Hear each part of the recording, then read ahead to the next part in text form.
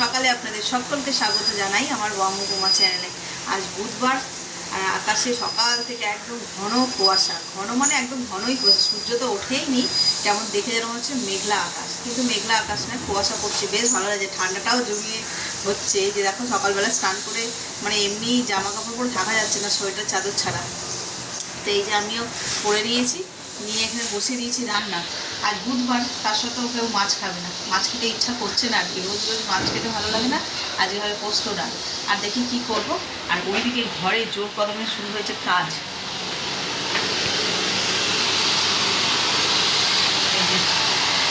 কিছু শোনা যাবে না আমার কথা।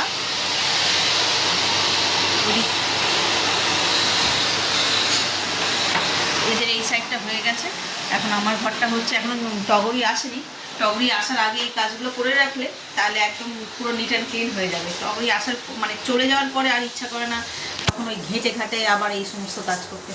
তো চলো আজকে দিনটাকে এখান থেকেই দারুণভাবে শুরু করি। মা গেছে ছাদে, কিন্তু রোদ নেই, তাও গেছে ছাদে রোদে পোয়াতে।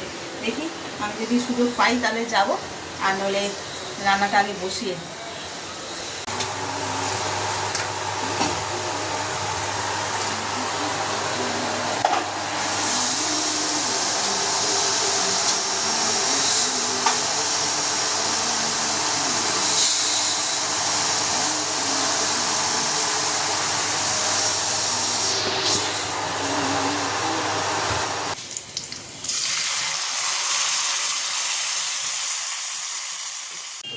পোস্ত রান্না করব, তার জন্য প্রথমে রসুন দিয়ে দিলাম। আর এখানে আলু পেঁয়াজ সব কেটে রেখেছি, পেঁয়াজের পরিমাণ একটু বেশি, আলু কম। তো চলো এটা একটু ভাজা ভাজা হয়ে যাক, হয়ে গেলে এটা দিয়ে দেবো।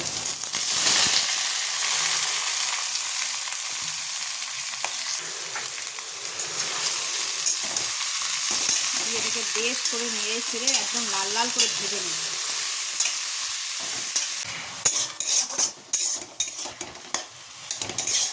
লাল শাক ভাজা হচ্ছে, আর এখানে হবে ভুসো চিংড়ির বড়া। চিংড়ি মাছটা এনেছে, ভেজে নিই।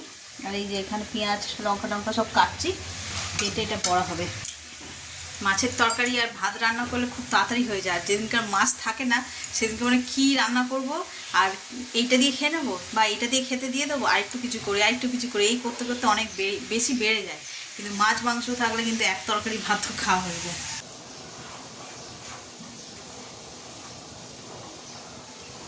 এই যে ঘুষো চিংড়ির বড়াগুলো করবো বলে একদম রেডি করে নিয়েছি।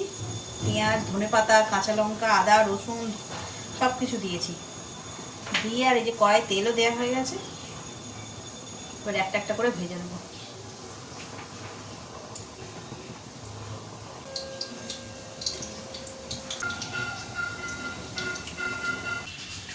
আজকে ঝোড়া নিয়ে চলে এসেছি ছাদে, শীতকালে তো ওই ভুসো চিংড়ি এনেছে, ওটা দিয়ে একটু বড়া করলাম আর একটুখানি রেখে দিয়েছি। আমার গাছে অনেক কুলবিটুলি হয়েছে, আসো।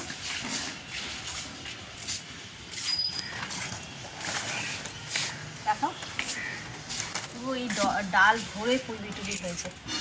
তো পেকে কালো হয়ে যাওয়ার আগেই কটা তুলে নেব, নিয়ে চচ্চড়ি মতন একটু করব।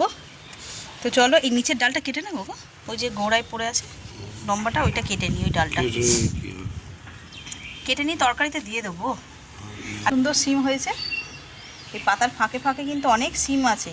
কিন্তু এই গাছ থেকে 6-7টা সিম তুলি আমি, তুলে ওই যে মা একটুখানি সিদ্ধ ভাত খায় তাতে দিয়ে মাকে রান্না করে দিই। সেই জন্য একসঙ্গে মনে হয় না অনেক সিম তুলতে পারবো, তাও এই মানে পাতার ফাঁকে ফাঁকে কিন্তু প্রচুর সিম হয়ে আছে। একদিন ঘরে রান্না করার জন্য সব সিম একসঙ্গে তুলবো, দেখাবো কতটা হয়েছে। ওই দিকে একটা ডাল উপরে ছাদে উঠে যাচ্ছে, বুঝছো? চলো এইখানে কাটারটা কোথায় গেল?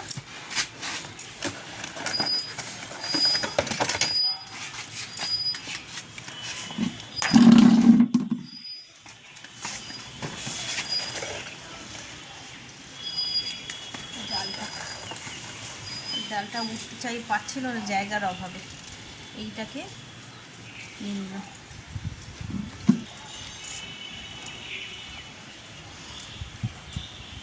এগুলো একটু বড় হয়েছে, সেগুলোকেই তুলব।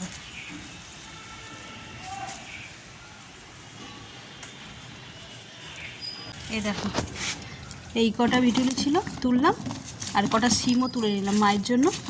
তো চলো নিয়ে যাই নিচে।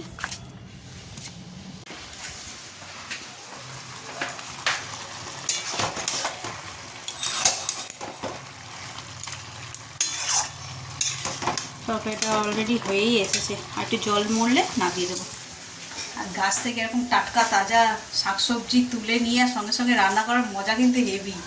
অল্প হয়েছে পরিমাণে এইটুকুনি, কিন্তু বেশ ভালো লাগছে। আর ওইটা আমার খুব পছন্দের একটা সবজি পুঁই বিটুলিটা। বাজারে তো ভর্তি, কিন্তু তাও নিজের গাছ থেকে তুলে নিয়ে এসে সঙ্গে সঙ্গে রান্না করছি না, এত আনন্দ হচ্ছে কি বলবো। খাওয়ার মজাটা যেন দ্বিগুণ হয়ে যায়। রান্না তো এখানে হয়ে গেছে, আর এই যে আমি একটুখানি রেডি হয়ে নিয়েছি, বেরোবো। কোথায় যাচ্ছি আর শীতকালে আর কোথায় যাবো, এই গাছ কিনতেই যাচ্ছি।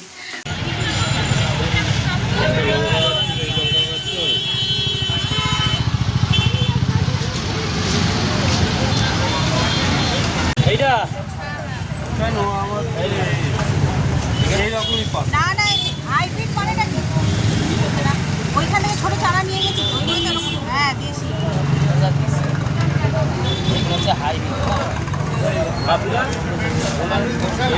তোমার কাছে দিয়েছে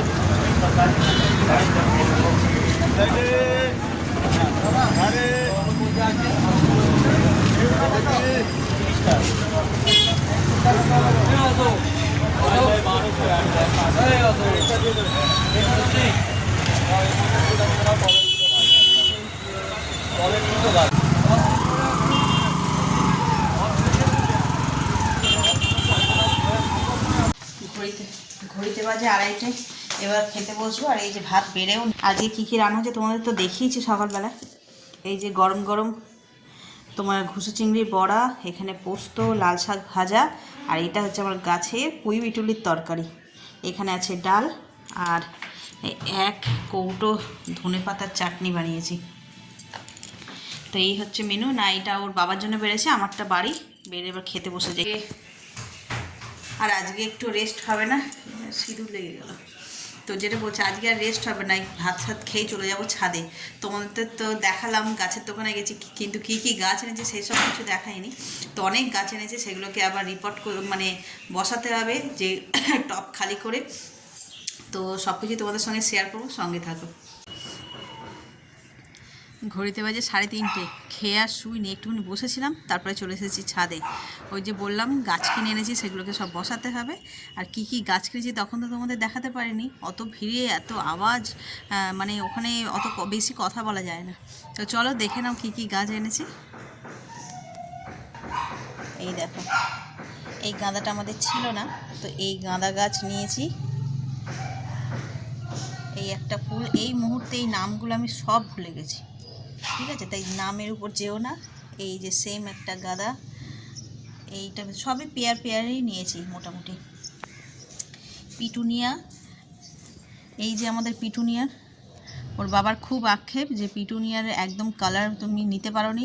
অ্যাকচুয়ালি আমি তো সব বেবি প্লান্ট নিয়েছি, তা সেখান থেকে কী কালার হবে সেটা তো আমি বুঝতে পারবো না। তো এই পার্পল কালারেরই মোটামুটি সব হয়েছে, সেই জন্য আরও দুটো পিটুনিয়া নিয়েছি। এই একটা কালার, আর এই তলায় একটা রয়েছে এই কালার, এর মানে। আর এই দুটো না, এই যে দেখো দেশি গাঁদা, সেমই দেখতে, কিন্তু ডাল কেটে বসিয়ে চারা তৈরি করেছে ওই। আর এই একটা সুন্দর ফুল, এরও নাম আমি জানি না। এইটা আর এইটা পেয়ার, এর ফুলের কালারটা মেবি অন্যরকম হবে। এই যে সাদা মতন দেখা যাচ্ছে, এই যে ফোকাস করুন, এই যে। তো এই দুটো গাছের পেয়ার নিয়েছি, আর এই একটা নিয়েছি। ফুলটার খানিকটা নয়নতারার মতন দেখতে, আবার মানে ফুলের বোটার দিকটা পুরো দোপাটি ফুলের মতন। সে যাকে এই ফুলটারও নাম বলেছে, তবে আমার মনে নেই। এই একটা, দুটোই সেম, শুধু কালারটা ডিফারেন্ট। তো চলো, অনেকগুলো গাছ নিয়ে নিয়েছি দেখছো। তো এতগুলো গাছ যখন নিয়েছি তো বসাতে সময় লাগবে। সবে 3:30 বাজে এসেছি, তবে সময় কিন্তু অনেক লাগবে। চলো বসিয়ে নিই, তারপরে তোমাদের দেখাবো। আজ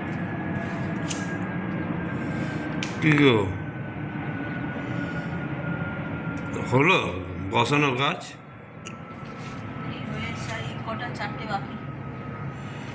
তুমি 4টে কি করলে? সব কটাই হয়ে গেছে, এই যে দেখো সবই হয়ে গেছে, আর এই 4টে হলেই হয়ে যাবে।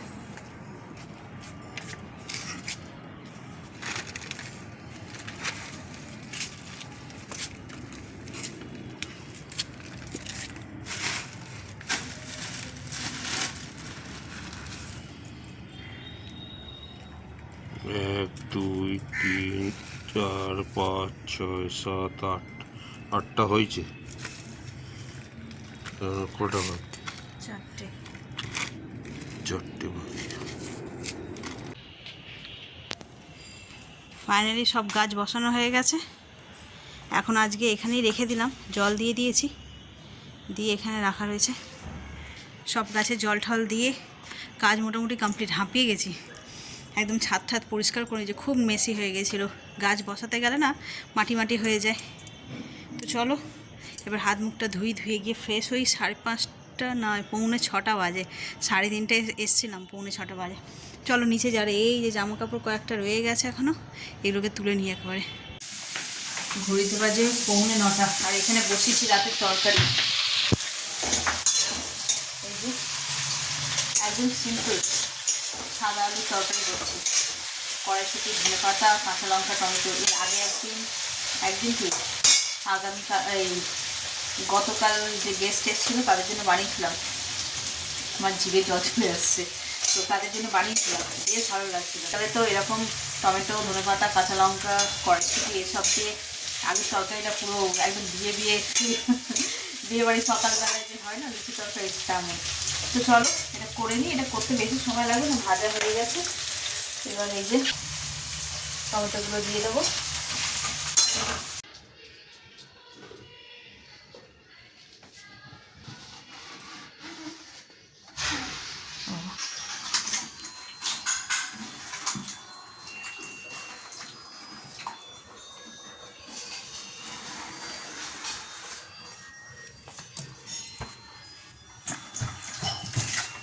এই যে নতুন করে সব সেট আপ তৈরি হচ্ছে। ঘড়িতে বাজে 11:30, এখনও আমাদের ডিনার হয়নি।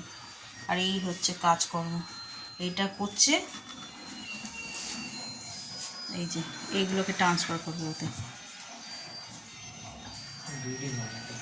ব্রিডিং হবে। কী হবে? ব্রিডিং হবে। ছাতার মাথা হবে। কর দেখবো কটা বাচ্চা হয়। সেই জানুয়ারি ফেব্রুয়ারি।